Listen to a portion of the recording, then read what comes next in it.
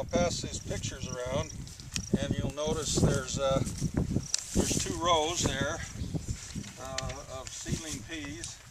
This was taken in the spring of the year, I think in April. You'll see one where they were planted on the same day. They were essentially the same variety, common Austrian winter pea. This was over at Archer, and you can see where there was 100% mortality in the one row, and none, very little in the other row. And that's an agronomic feature. I think we've determined that a deep furrow drill makes a lot of difference. Where they survived, that was a deep furrow drill, and you can see we've done that here. Here's a furrow, hoe drill, what we call it. I think it's sitting right down there. We came past it, a couple of drills meeting together there. Opposed to a slot drill or a disc drill.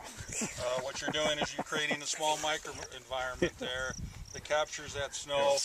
You know, if you live in southeastern Wyoming long enough, you know we do get some snow in the wintertime, and it's usually followed by our most cold temperatures.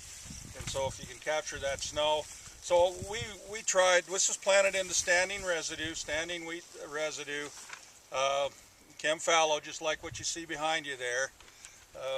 That helped, and then the use of the hoe drill. So you know, if you're contemplating trying these on dry land, I think that could be key to getting them through the winter. Again, we've done a lot of research with the grazing of peas. That particular publication, this one here,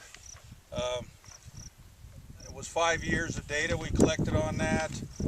We determined that we could grow 140 pounds of lamb per acre, and we had higher wheat proteins. This is replacing fallow and comparable yields, and double the net return.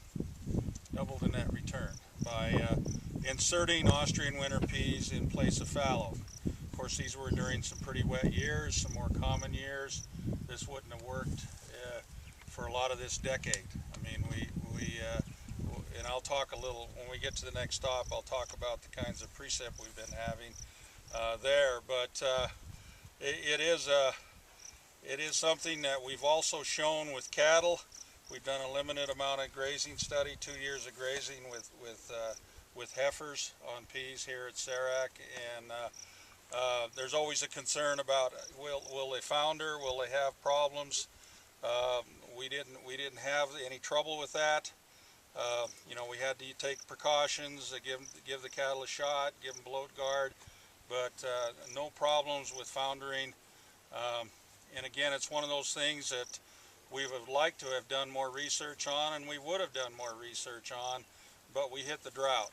We hit a drought, you know, in 2004 or 2005, 6, and 7, when we had the major pasture studies planned here at SAREC, thanks to USDA grant, and virtually it was a bust. The peas didn't carry through. So I think a person, if they want to try these, they need to be conscious of that. Make sure you have some good fall moisture going in after the wheat.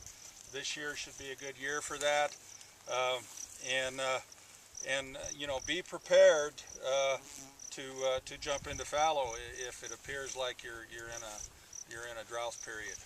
You're in a drought period. So I think over time, Robin and I both have a real interest in developing winter annual crops for this region, and I think the Austrian winter pea may have a good fit. We better get on to the next one unless there's some questions.